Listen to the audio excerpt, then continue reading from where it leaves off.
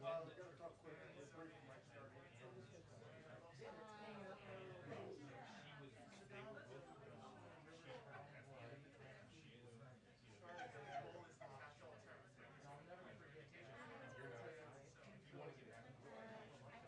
Oh, so you dropped off the top stuff? Okay.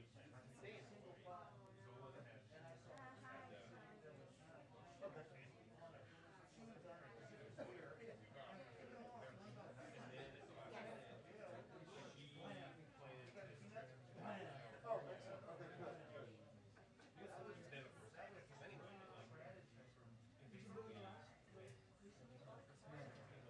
Okay, excellent. I appreciate that. Thank you,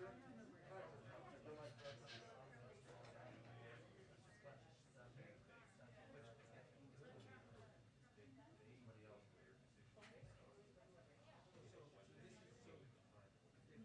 Get a 2-minute warning yet. Not yet. Okay. He's rolling. Okay. So I gotta believe he'll come back to me. Right. You know? Okay.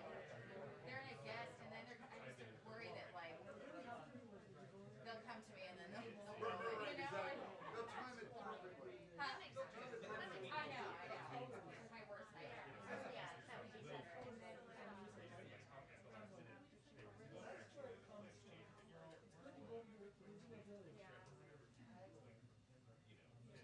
okay, great. Yes. I just have one question about the issue that caused the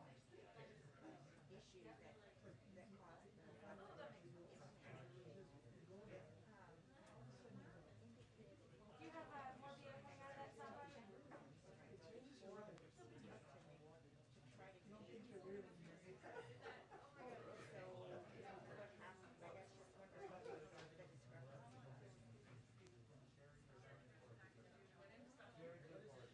Hey, Alex.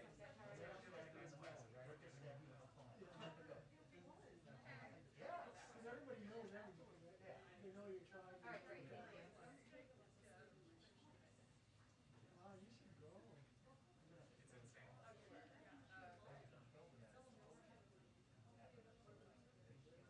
Going into the Carlos Club. But the space seems great. He's so skittish.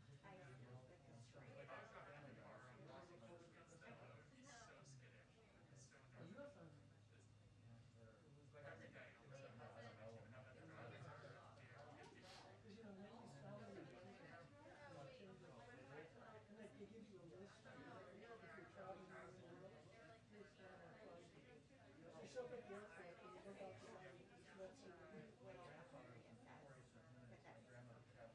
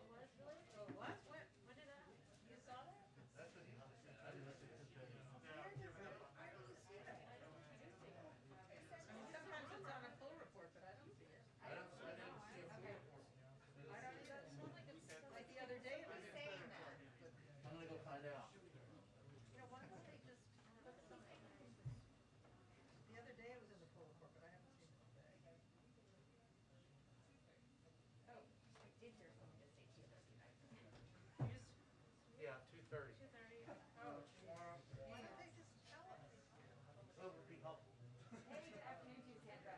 So you've been talking so much about this $3.5 trillion reconciliation bill, but multiple sources tell me they're strongly understood that that's not going to be the number that we ultimately end up with. And one progressive source told me that anything less than $2.5 trillion would be very tough to swallow, although they're not eager to draw any lines in the sand before they hear more clarity from Senator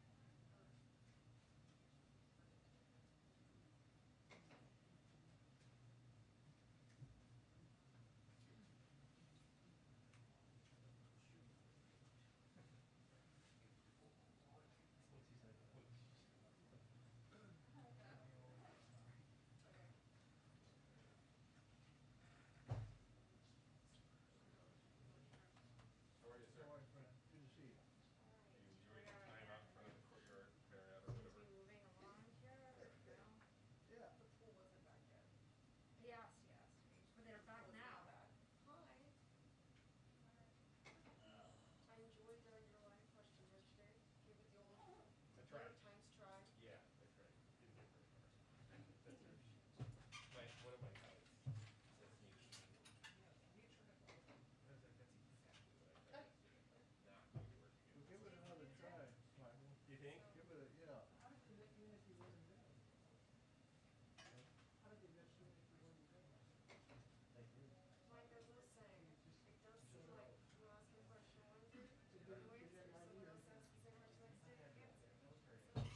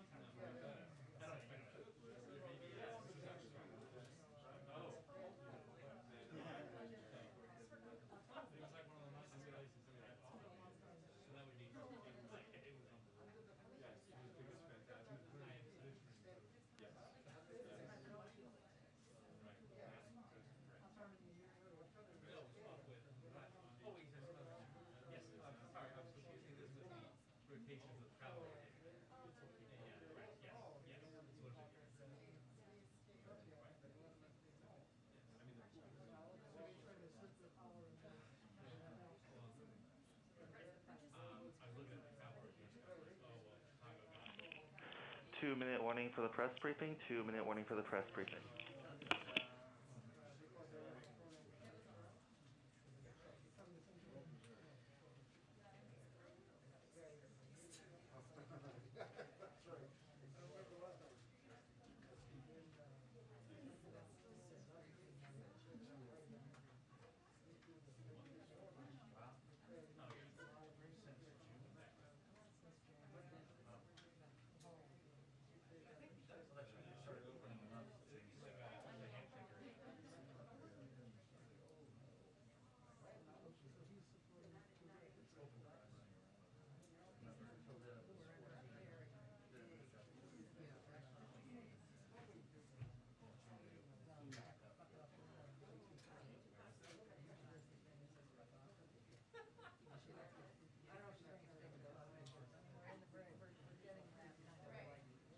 That kind of energy.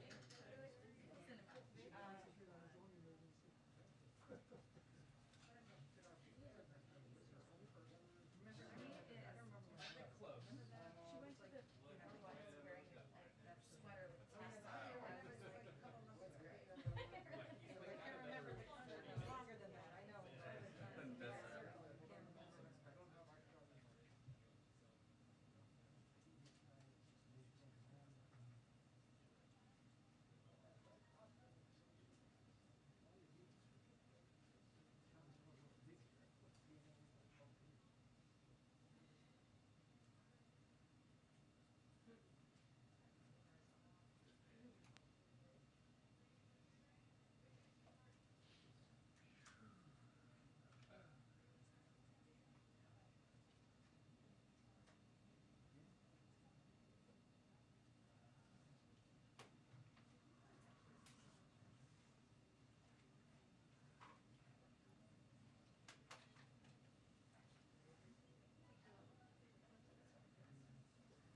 Hi, everyone. Okay. Jonathan, second day in a row, nothing at the top. So There we go. let's kick it off. All right, well, let's start here with budget talks, still obviously ongoing on Capitol Hill. There's a growing frustration among some Democrats, particularly those in the House, about what they consider the president's lack of outreach. Congresswoman Debbie Dingell, for one, said today that the president has, quote, got to talk to more than 2 senators, meaning Manchin and Sinema. What response did the White House have to the congresswoman? Well, first, Congresswoman Dingell is a friend of the president's, a friend of this White House's, and we work in close partnership with her on our agenda. But I will say that the president has spoken over the last several days with a range of different voices. He knows the most constructive role he can play in this moment is working to unify Democrats on a path forward. And a big part of that, of course, a huge part of that, is working toward an agreement to get 50 votes in the Senate. And clearly, it doesn't require me telling you that his meetings with Senator Sinema, with Senator Manchin, are part of that effort and those objectives. I would note that I just saw Congresswoman Jayapal on television conveying something similar to what I just said, which is that that's a constructive role for him to be playing in this moment. I can also assure you that the president looks forward to speaking with, continuing to work with Congresswoman Dingell and a range of members of the caucus. But right now he's focused on what the most constructive role he can play to move these 2 pieces of legislation forward. I'll let my colleagues follow up on the legislation. 2 other topics. Sure. The rate of new vaccinations right now is as low as it was in July, despite the renewed push from the White House and the new encouragement for vaccine mandates. Are these mandates working?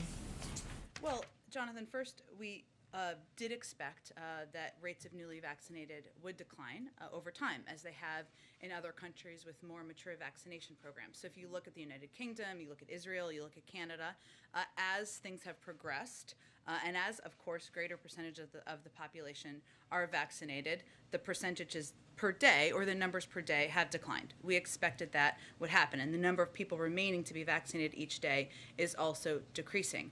But we've also seen, and in our view, that the requirements that we have announced we're putting in place, that many companies and institutions and organizations have put in place, are working. So I'd remind you that the OSHA requirements, or the OSHA regulations, which we hope to see more, have more detail on in the coming weeks, have not yet even been implemented for businesses of over 100. But already to date, a number of companies, institutions, organizations have put in place requirements where we have seen rapid increases over a short period of time in vaccination rates. So one of the reasons the president made that announcement 2 weeks ago is because he knows we need to do more. We're going to continue to do more, and we're hopeful that that will be an impactful step as well.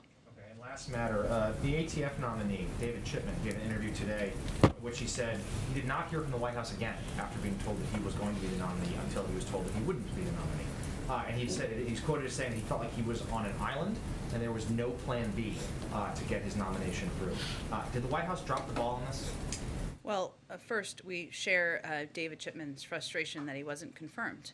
We felt that he was absolutely qualified, uniquely qualified in many ways, as somebody who had worked both at ATF and also for a number of gun safety organization over at time. And there was only one. But we also knew, and we were clear-eyed about nominating anyone, even anyone as qualified as him. There's only been one confirmed ATF director in history because of Republican obstructionism.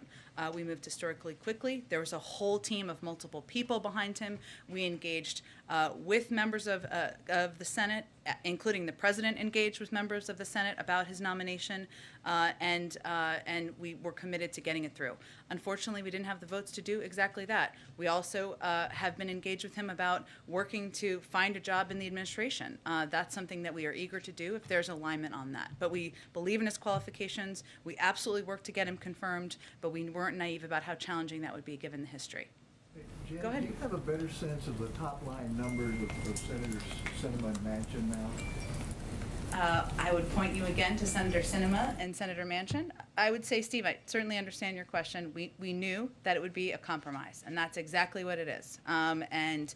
As you know, the president has spent a great bit of time, relatively so, but given nothing more precious than the time of the President of the United States over the last 2 days, engaging with each of these senators about the path forward. But I would leave it to them to describe what they're comfortable with. Frustration here that you really don't know what their bottom line is. Well, that's part of the discussion.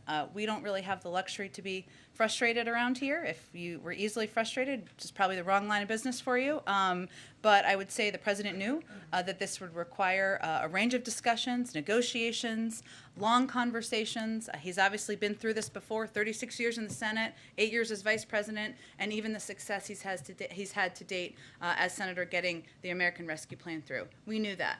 Especially at this point in the process, and that's what he's spending the majority of his time doing, also why he pulled down his trip to Chicago today. Thank you. Sure, go ahead. Have they come to an agreement behind the scenes on a top line number? Again, I'll leave it to them to describe exactly what they're comfortable with and where they sit. But I mean, with the White House, have they come to an agreement on a top line number? What our objective is, Caitlin, is working to determine what the path forward looks like. We knew that would require compromise. We knew that would require negotiation, and sometimes all sides giving a little bit. That's what we've been discussing, but I'm not going to outline private conversations in more detail. Does the president want an agreement on the legislative text by tomorrow? Well, I think you're asking me probably because of Speaker Pelosi's comments, I assume. One, I would say the president trusts the Speaker and her assessment of what her caucus needs to win this vote. Our objective here is winning 2 votes, getting these 2 pieces of important legislation across the finish line, because we know the impact they'll have on the American people. We know they'll lower costs for people. We know they will make be a huge down payment toward addressing our climate crisis. They'll lower taxes for 50 million Americans, and he wants to get both done. We certainly trust Speaker Pelosi. We're working in lockstep and around the clock to get both of these pieces of legislation done. I would say it's only 2:46 now. We have lots of time left in the day. It may not feel that way. Lots can happen, and that's what we're working toward. Based on the conversations that he's had with Senator Manchin and Senator Sinema, since we know that there have been plenty of them, does he feel that progressives can trust them to support the bigger package? Well, I can't speak for what members of the Progressive Caucus feel will make them confident about the path forward on reconciliation. Does the president feel that the progressives can trust Manchin and Sinema? I'm not going to speak for what they think they require to get the vote across the finish line. They can speak to that. I'll let them do that. Go ahead. To follow up on that, it seems like Bernie Sanders is throwing a monkey wrench into all this by encouraging. There are no monkey wrenches here. None. Encouraging his progressive colleagues in the House to vote down the bipartisan package, infrastructure package, unless the reconciliation package passes first. Now, I know President Biden has worked closely with Senator Sanders. What happened here, and how much damage has it done? Well, we're in the middle of it here, Terry. We're not done with this. The president has been clear about his commitment to getting both pieces of legislation passed, both of them through.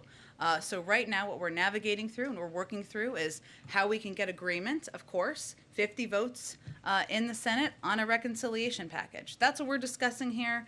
We have to see what senators are comfortable with and if everybody involved is comfortable with it to get enough votes to get it across the finish line. Well, right now, Senator Sanders is telling his progressive colleagues, vote it down. Vote down the bipartisan infrastructure package, kill the whole thing.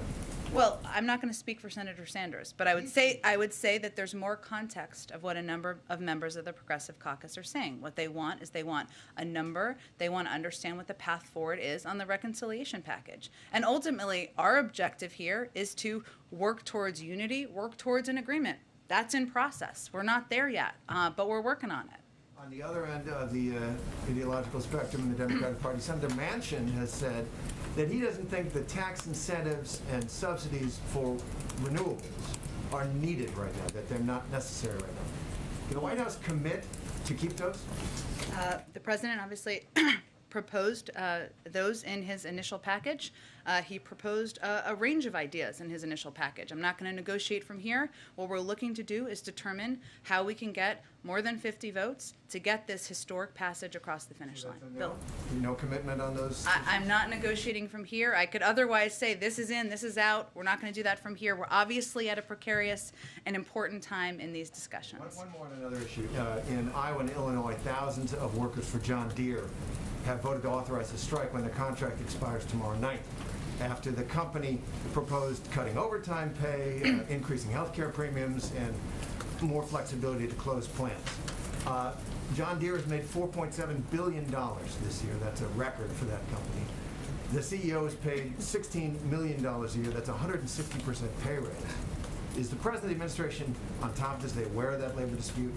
And what's the president think in general of companies like John Deere raking in the cash, spreading it around to top executives and investors, but not to workers? Well, as a policy and for legal reasons, we don't weigh in on individual labor disputes. So let me say that first. And there have been others in other cases. We, of course, are aware of this particular case. I will say, broadly speaking, which I think you were also asking me about, yes, the president is deeply concerned when he sees companies making record profits, patting the pockets of CEOs, and expressing concern about paying a little bit more so that we can invest in our workforce, invest in cutting costs for the American people, invest in the climate crisis. That's deeply concerned. That's one of the fundamental reasons he thinks we need to make the tax system more fair and believes that companies can do that without passing on costs to the American people. Go ahead, Weijia. Jen, thank you so much. To follow up on what Terry was asking about Sure. Senator Sanders, over the summer, the president released a statement after he initially linked the two bills, reconciliation and the bipartisan infrastructure. And he said initially that he wouldn't sign one without the other and that they were in tandem. But when he released a statement to clarify, he wanted everyone to know these are two separate bills. So has the president directly asked the Progressive Caucus not to make voting on BIF conditional on reconciliation? The president has said the same thing privately as he said publicly. He wants to get both of these pieces of legislation passed. He also understands, and it's not a secret, how anyone, whether they're a member of the Progressive Caucus or more of the Moderate Caucus, what their views are on what their priorities are and that what they feel they need to understand and needs to happen in order to move these forward. What his focus on is now is how we can move both of these pieces of legislation forward and make sure that both of them are done to move his agenda forward. Does he view the progressives as linking them, though? They've made clear in their statement that these two are inseparable. So is he okay with that? The president wants to get both pieces of legislation through. And also he knows from doing this a few times, many, many times, that ultimately it's not more complicated than needing enough votes to get legislation across the finish line. That's what we're working to get done now. Members of Congress are not wallflowers. They have a range of viewpoints. We listen, we engage, we negotiate, but ultimately there are strong viewpoints, and what we're working to do is get to an agreement where we can move both forward. As he continues to engage, can you share if he plans to go to the baseball game tonight, or if he plans to head to the Hill himself? We've ruled nothing out, but I have nothing to announce for you at this point in time. I know I've said this many times, but we make a lot of these decisions hour by hour, and what would be most constructive to move things forward. And just one more on Afghanistan. Sure. Because the military advisors continue to be asked about this today on the Hill. Can you just clarify, when the president said, no one said that to me that I can recall, what he meant? Well, Weijia, I think you took just a portion of the transcript of his conversation he had with George Stephanopoulos. Earlier, in that particular part, he was asked a question, so no one that your military advisors did not tell you, no, we should keep 2,500 troops. It's been a stable situation for the last several years. We can do that. We can continue to do that. No one was suggesting that over the long term that we could keep 2,500 troops, and that would be sustainable over the long term. You heard today Secretary Austin, and you heard Chairman Milley convey exactly that.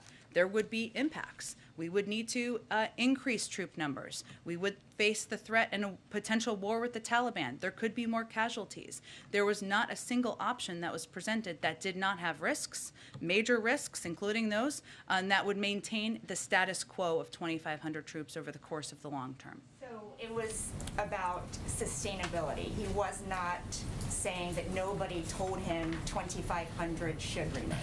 Well, Weijia, I don't think we need to dumb this down for people because this is a really important issue. What we're talking about here was an initial recommendation in the short initial period of time of having a troop presence that would continue. Not a surprise, the recommendation over the course of the last 20 years from the military has been to maintain a troop presence. You could argue that's their job to maintain that. The president's view when making a risk assessment, when reviewing his options, was that he did not want to escalate the number of troops we had in Afghanistan. He did not want to risk losing more troops. He did not want to go back at war with the Taliban. So he evaluated that was not in our national interest. That was the decision he made. I also think it's important to note, which some of the context of this is missing, is that the recommendation is that when they made these recommendations, were made at a time when the collective assumption was that the Afghan security forces would effectively hold off the Taliban for a much longer period of time. Clearly, that was proven to be inaccurate. That was an inaccurate assumption. So there was a recommendation by some of 2,500 troops for a short period of time under the assumption the Afghan National Security Forces would maintain, they would fight, they would be in the lead. They were not. And as Chairman Milley also stated today, we would have needed 5,000 troops alone to protect Bagram, as we were 5,000 troops to protect Bagram alone.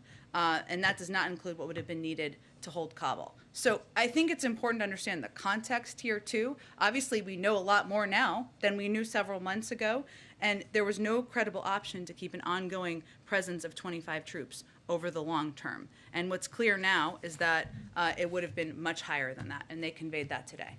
Go ahead. Thanks, Jen. On reconciliation, progressives staked out a new number that we hadn't heard before today. One source told me that anything less than $2.5 trillion would be very tough to swallow. Did the president play a role in getting progressives to toss around a number like that?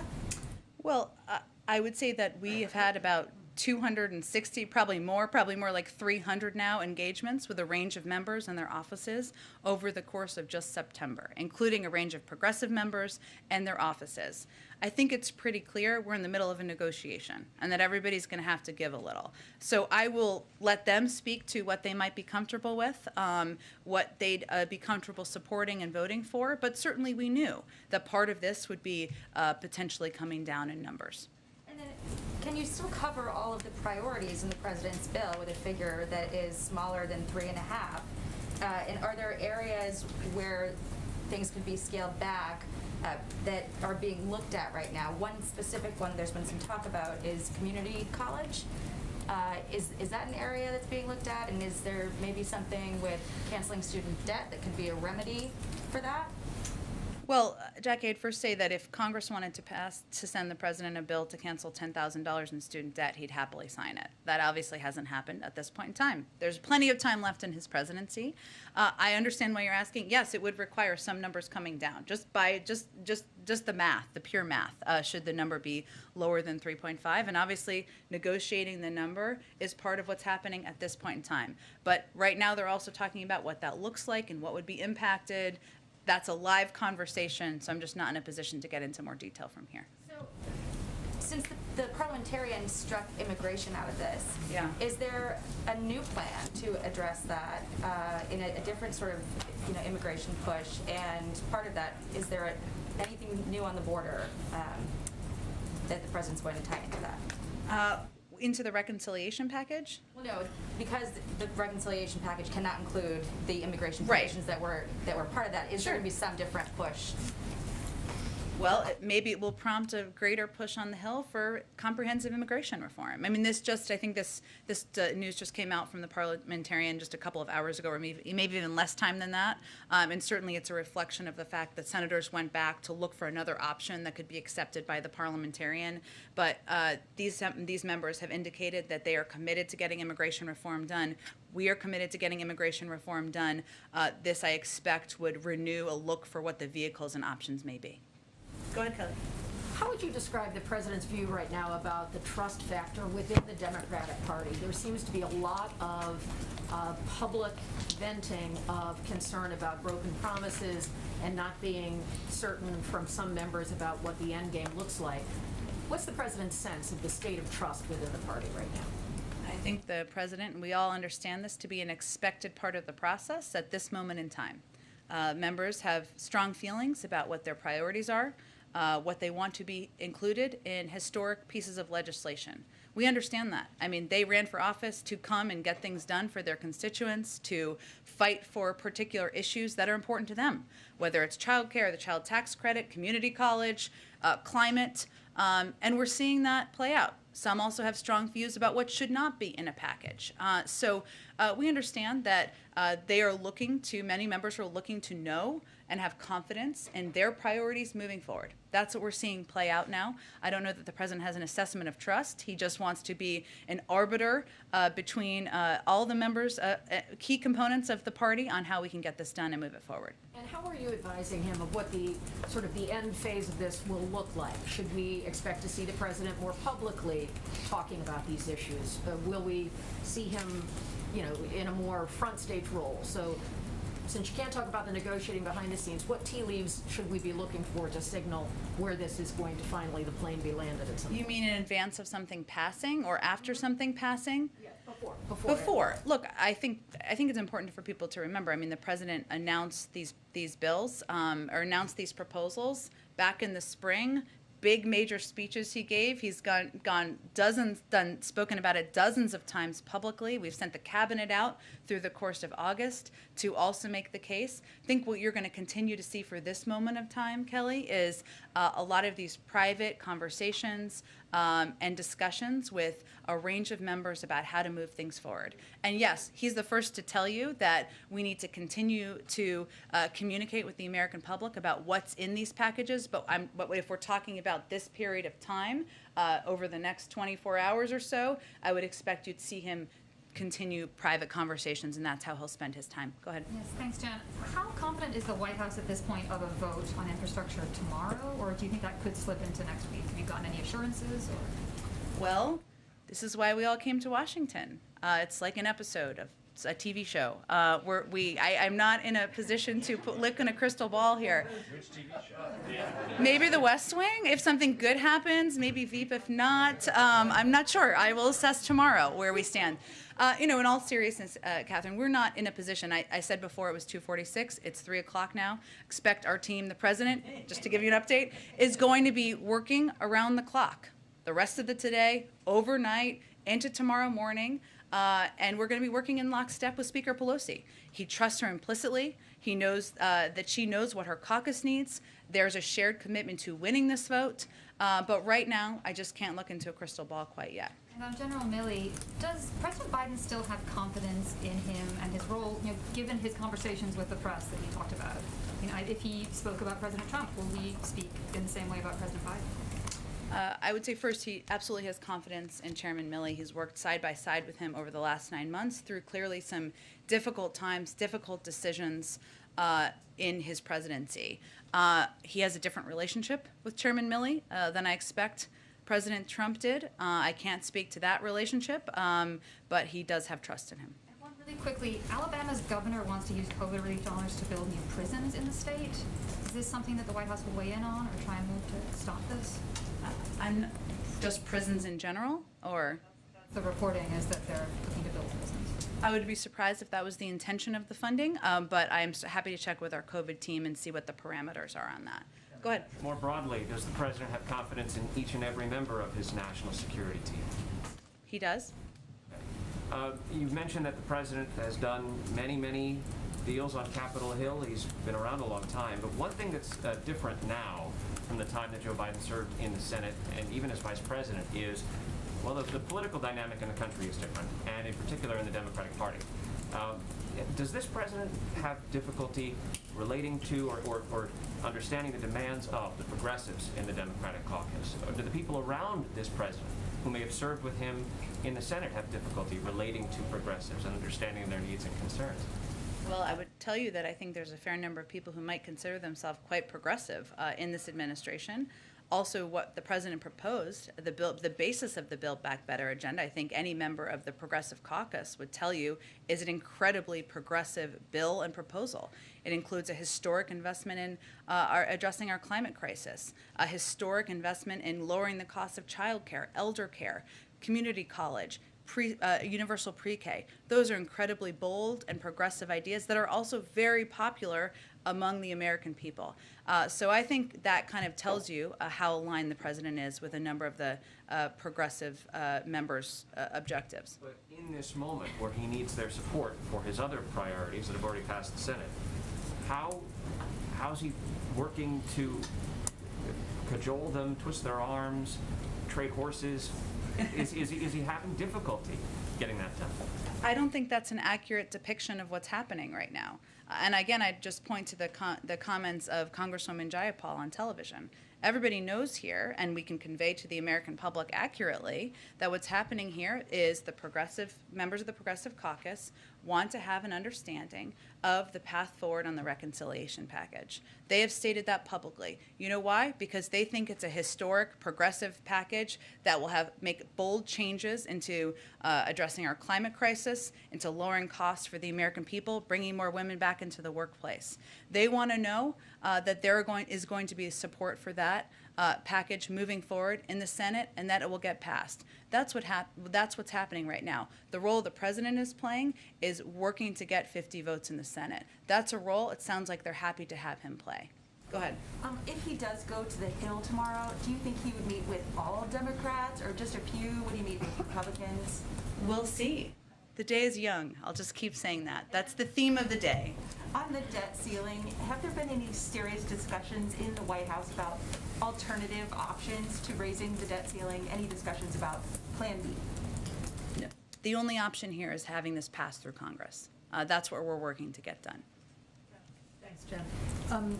You said that he trusts Pelosi implicitly, and earlier today she said that they need, for this to go forward tomorrow, they need legislative language that the president can accept. Shortly after that, Manchin said that's not going to happen. Who's right? I mean, well, I'm not sure. I'm not sure those are. I'm not sure. What I'm asking is, does the White House think it's possible to get legislative language for tomorrow, if that's what Pelosi says she needs? We'll see. Okay, another question. A lot of progressives' frustration is focused on Kristen Sinema. Do you feel that, does the president have a sense of whether she actually wants a package, a reconciliation package, to go forward or not? Our sense is she does. She does. Okay. And she wants to do it this year. That's our sense. Okay. Go ahead. Thank Hey, Jen. Just wanted to go back to a question Jonathan asked Sure. about the OSHA rule. Yeah. And mandates. You had said it would be a few weeks just now. When it was announced a few weeks ago, it was going to take a few weeks. So are you signaling a delay of any kind of that rule? No, we never gave an exact timeline. So maybe we should have been more specific at the time. Obviously, it takes some time, and we want to make sure when we put these out, they're clear and they provide guidance necessary to businesses. So how many weeks then are you expecting? I can't give you a timeline. OSHA's working on them, but obviously, hopefully we'll know more in the coming weeks. And I have a question on the governor's race. When the president's legislation and his performance was invoked in a debate last night, does the White House see the Virginia race as a referendum on the president's agenda? I don't think we see it that way. I would say, one, the president is a big supporter of the governors, former governors, I should say, as he stated publicly, and you saw him campaign for him several months ago. Obviously, I would note that he's also been campaigning on a number of components of the president's Build Back Better agenda and the president's initiatives he's working through Congress. So obviously, if people support that agenda, maybe they'll support what Terry McAuliffe is running for, but races are always a little bit more complicated than that. Yeah, I mean, McAuliffe has said to us that the president's agenda is a huge factor in his race. Does that square with? Sure, we'd agree with that. All I'm conveying, and I obviously have limitations on how much political analysis, or little to none would be what the lawyers would tell me I can do from here. But clearly, and we would agree, he is running on and lifting up a number of key components of the president's Build Back Better agenda. And that is something that he agrees with. He's clearly stated he thinks would be good for the people of Virginia. We agree. It's also true there's lots of dynamics in political races. And then you had just mentioned that today is a precarious day for the president. Can you expand on that a little bit, what you meant by precarious? Well, what I mean by that is that you've all asked me some very good and excellent questions about what's going to happen tomorrow, and I can't give you a concrete prediction of that. So I think that's why I said that. Go ahead. Sort of following on that last exchange, you have called, other people obviously have called today, this sort of moment that we're in this week, a pivotal moment. For regular Americans who don't sort of understand the sort of nuts and bolts of the process here, why is tomorrow a deadline? Why should tomorrow be a deadline? Why shouldn't there be an option to keep working until next week or the next month or next year to get these things done? Why are we in this situation? And does the president think that tomorrow is an important deadline that can't be moved? Well, I also think it's important, since you gave me the opportunity, for the American people to understand all of the pieces that are happening right now, right? We're working to... I'm happy to have you do it, but obviously the debt ceiling and Sure. the government spending is in a different category where there are actual deadlines. But I'm talking about the BIF and the infrastructure and the reconciliation package. Is there a reason that has to happen in the next 24 hours? Look, I think for American people who are watching, or they're reading your newspapers or watching your television shows, what they should understand is leaders in Congress set timelines for votes when they hope to gather the votes to push legislation forward. Does it mean, and obviously the Speaker made clear that she's evaluating what's next, and we will work in lockstep with her over the course of time. But our objective is to win the vote when the vote happens. No, there's not. I think what she has spoken to, which I would point to, is the expiration of the surface transportation bill, which certainly does happen tomorrow, and something that Speaker Pelosi has alluded to. But, we're hard at work. We're working to get this agenda done. And beyond that, we're just working toward when the timeline was set by the leadership in Congress. If it doesn't happen tomorrow, you expect that there will be other opportunities to vote on both of those the pieces of his agenda in the days and weeks ahead, or do you see that as a kind of moment where it then becomes impossible beyond tomorrow? Let's let tomorrow happen, but the president is committed to getting his agenda done. So is the Speaker, so is the leader in the Senate, and will remain in lockstep working with them to do exactly that. Go ahead, Karen. What role is Vice President Harris playing right now in the negotiations on the reconciliation bill? She has been active in making calls to members and engaged with our legislative team, and we're all hands on deck here and working to get this done. Is she in the room when the president's meeting with Senator Sinema in Manchin yesterday?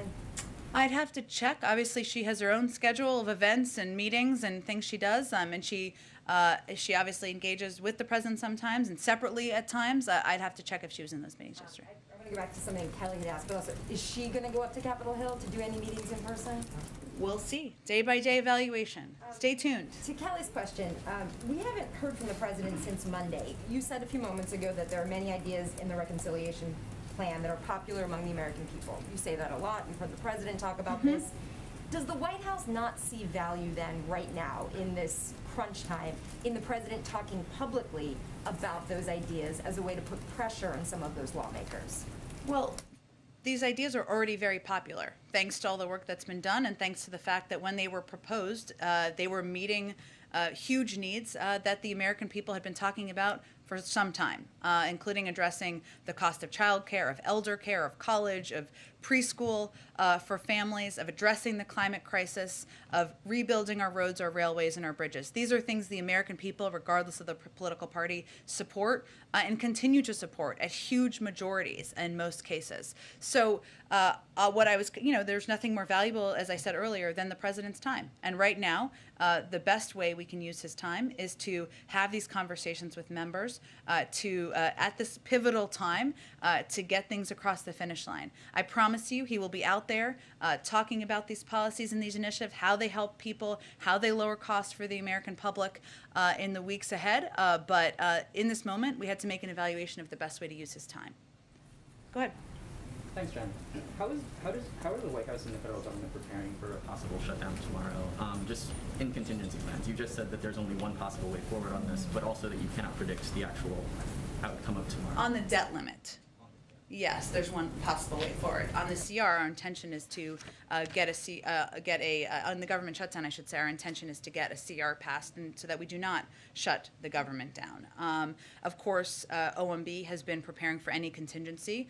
They have been over the last period of time and preparing to update contingency plans as needed. And we know, and one of the reasons we want to absolutely avoid a shutdown is that they are costly, disruptive, and damaging. The CBO estimated that the 2019 partial shutdown cost the economy $11 billion, or about $31.4 million per day. And what's more, that cost estimate doesn't even include other harmful effects, including more than 6,000 firefighters battling ongoing wildfires would not receive a paycheck. About 43% of HHS employees and 60% of IRS employees would be furloughed. Some Americans attempting to secure an FHA loan could face unnecessary delays. Veterans would face additional unnecessary delays in assessing some crucial services. There's many more examples of what the impact would be, even as we have worked to minimize it and worked, of course, our objective is to ensure we avoid it. Yesterday, Tesla CEO Elon Musk said that the government should avoid regulating cryptocurrency at all. This comes just as after last week, the Chinese Communist Party banned all cryptocurrency in the country. The Biden administration and Congress have obviously included some crypto provisions in the infrastructure bill itself. What is your view of, or the White House's view, I guess, of regulating cryptocurrency at the moment, and what are your reactions to, I guess, Musk's comments? I don't have any reaction to his comments. They don't impact our policy, I would say. I guess that's my reaction. But beyond that, obviously, the regulation of cryptocurrency is up to the Treasury Department, Congress. I'll leave it to them to speak to it. Go ahead. Thank you, Jen. I have two questions. The first is on reconciliation. You've said ever since this package was unveiled that the number would come down, it would be a compromise. But earlier this week, Speaker Pelosi told her caucus that they're rushed now because she only last week found out that the $3.5 trillion number was not viable. So what got lost in translation there? Nothing. That's what happens in the end stages of a negotiation and a discussion.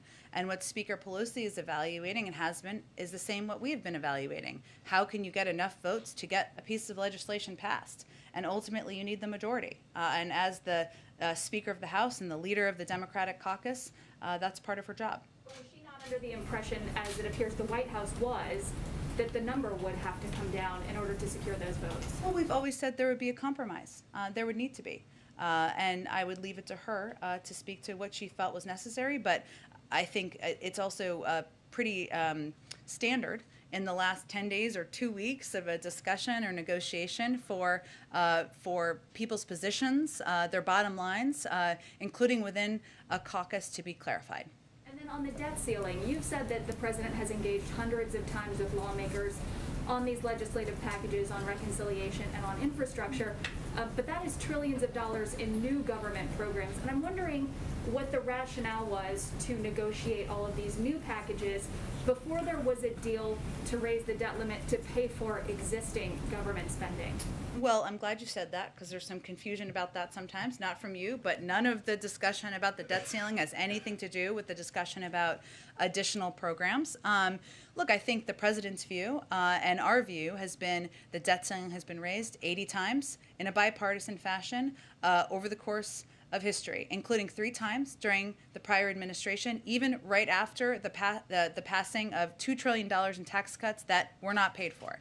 So in his view, this is something that has been done in a bipartisan manner. It should be something that is not political, because everybody should believe that we need to protect the full faith and credit of the United States. And we're disappointed that that's not the view shared by Republicans right now. And at what point will the White House and the Treasury Department and members of Democratic leadership chart a different path?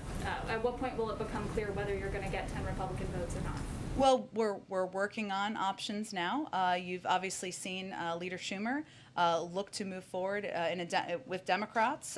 We're being blocked on that effort currently by Senator McConnell. I almost demoted him by accident. By Senator McConnell, by Senator Cruz, and others.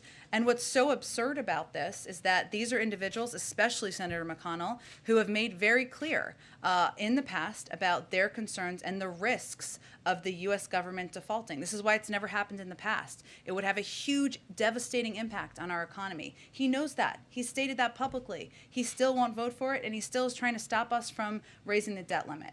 If that's not politics, I don't know what is. But the debt limit was last raised 2 years ago, so should some of these conversations have started earlier to avoid being in this crunch time with 3 weeks left? Well, again, I think it often goes down to the wire, especially with the debt limit, especially with basically almost any piece of legislation. It is something that has happened in the past in a bipartisan manner, and obviously that would have been our preference. Go ahead. Was the president surprised that Senator McConnell has taken this tact with the debt limit? Surprised is an interesting way to phrase the question. I understand it. Look, I think he's disappointed, more than surprised, and that's because he's someone that obviously he has known for a long time.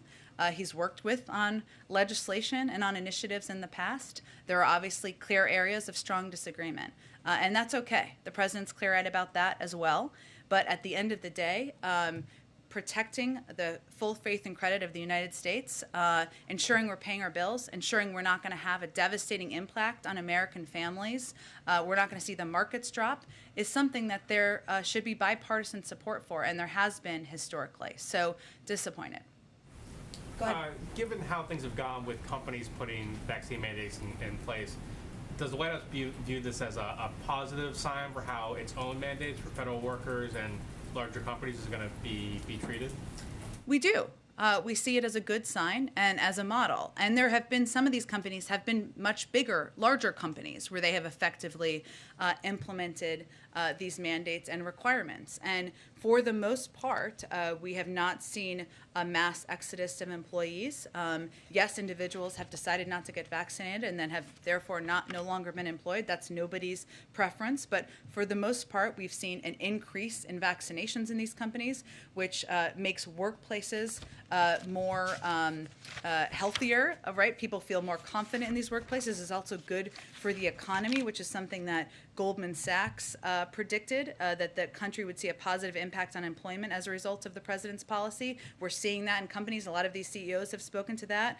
Mark Zandi, chief economist at Moody's, said the evidence across the countries is that more vaccinations means fewer infections, hospitalizations, and deaths, which in turn means a stronger economy. Justin Wolfers, economist at the University of Michigan, said, viewing Biden's vaccine mandate as simply economic policy, it's surely the cheapest and most powerful economic stimulus ever enacted. So we have seen in a lot of places, and let me just give you an example because it's a really good one. United Airlines is obviously a huge company, 67,000 employees.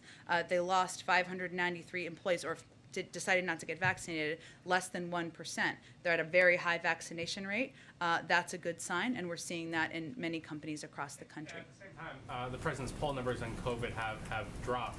Is the White House concerned about that? How does it plan to address that issue, specifically because having people trust his opinion on this is a big question. People following public health guidelines. Well, we think it's more a reflection of people being sick and tired of COVID. Tired, some of that is a reflection of people who are vaccinated being frustrated that there is still a percentage of the population who are not vaccinated, and that's impacting their daily lives. There was an assumption several months ago, before the rise of Delta, that we would be over and through it and back to normal at this point in time, and we're not. And that's frustrating, and that's impacting people. Ultimately, as the president has said many times, the buck stops with him.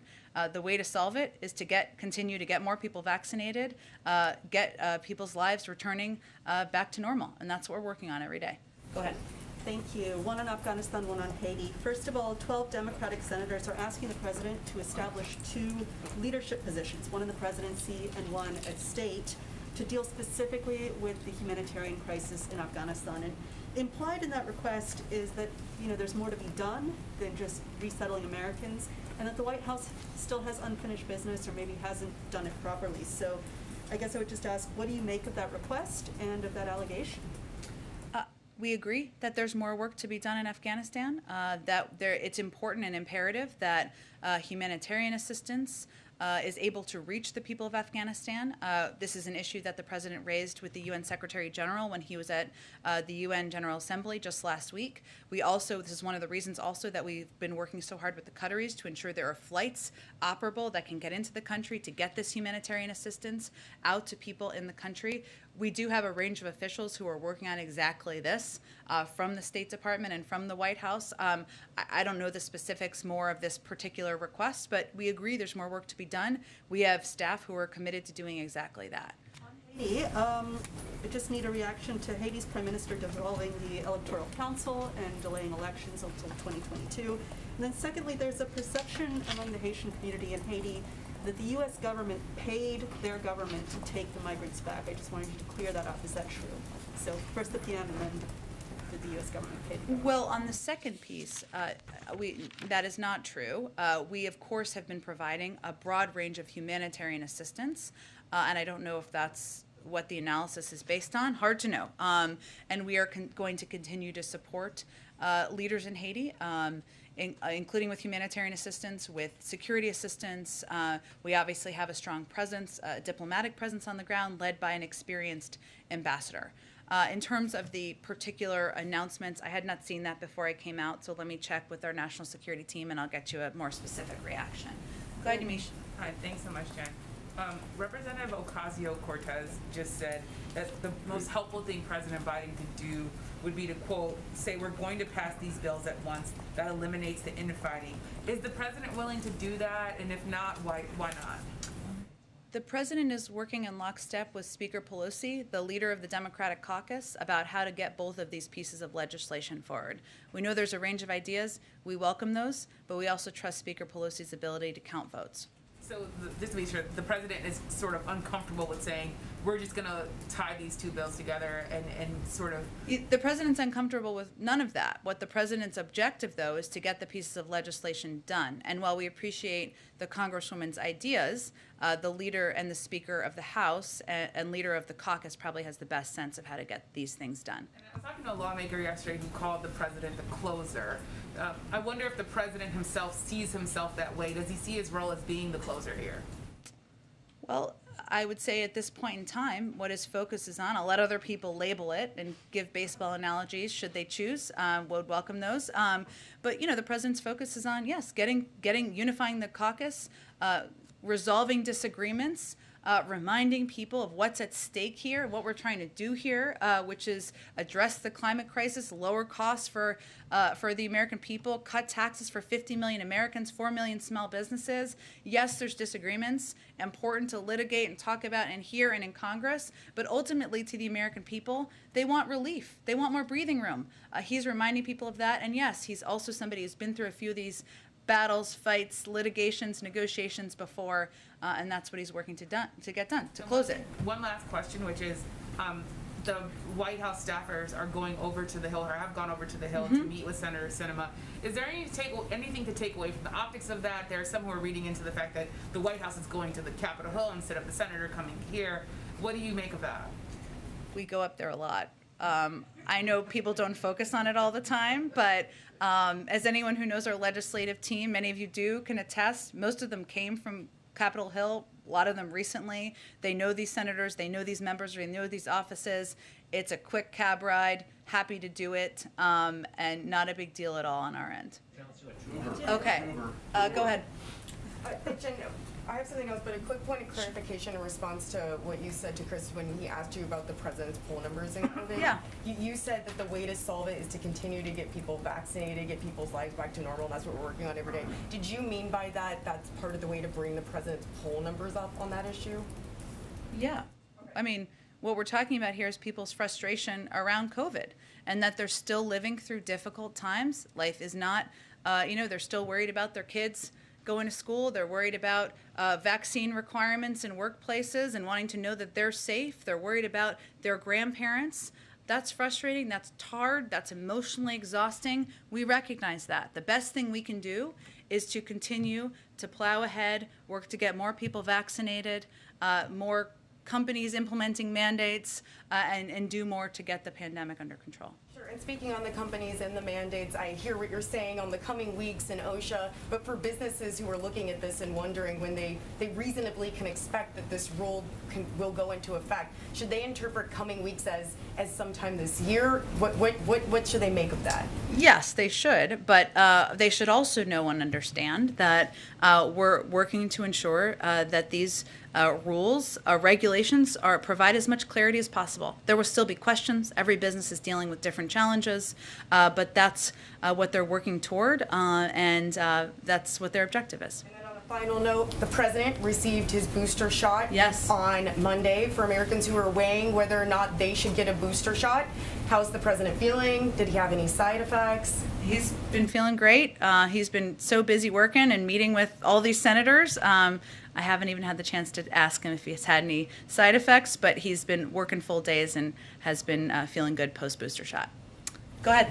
Since the infrastructure bill spending won't really impact the economy for about another 9 months at earliest, would the reconciliation bill be enough to prevent a winter recession if the Democrats agree to the Manchin Sinema $1.5 trillion over 10-year proposal? I don't think anyone's projecting a winter recession. OECD is not, the Federal Reserve is not, our economists are not, in large part because of the plans we've already put in place. We've had historic growth that's doubled, the projections have doubled over what they were just passed in this past December. What these bills are designed to do is help address challenges over actually the long term. They're intentionally designed that way, to address inflation over the long term, to address rising costs over the long term, to address some of the challenges people face, whether it's childcare, elder care, the cost of college over the long term, to address the climate crisis. So that's exactly how these pieces of legislation are designed. They're not designed to inject immediate stimulus into the economy. And lastly, what is the president's message to, especially the Black community, where 1/3 of over those 65 and older depend on Social Security for more than 90% of their income? When it talks to him, when you talked about earlier, there will not be a government shutdown. What is his message to that community who's saying, what's going to happen if I don't get my check? Our message to that community is we hear you, and that's why we absolutely want to prevent a shutdown. I will say that there are impacts, so let me give you actually information on this. We are working to prevent this, but just for anybody who has any level of insecurity about this, which I understand is many people. One moment. Let's see. So, I know Social Security beneficiaries will continue receiving their benefits, even if the government shut down. That's important for people to fully understand. I mentioned before 60% of IRS employees who would be furloughed, severely impeding their ability to deliver timely services. That includes things like answering taxpayer questions, resolving compliance issues quickly, but we expect IRS will still be able to continue processing tax refunds, providing the child tax credit. So, it's never ideal it's not ideal to have employees furloughed because it reduces the ability to quickly do services, but there are certain components of the federal government services that are protected even if there is a shutdown. Okay, thanks everyone. See you tomorrow. The president calls himself an eternal optimist. Is he optimistic he can flip any votes in the Senate? He's always an optimist, Brian. Can he Always. flip any Republicans in the Senate, though? Well, that's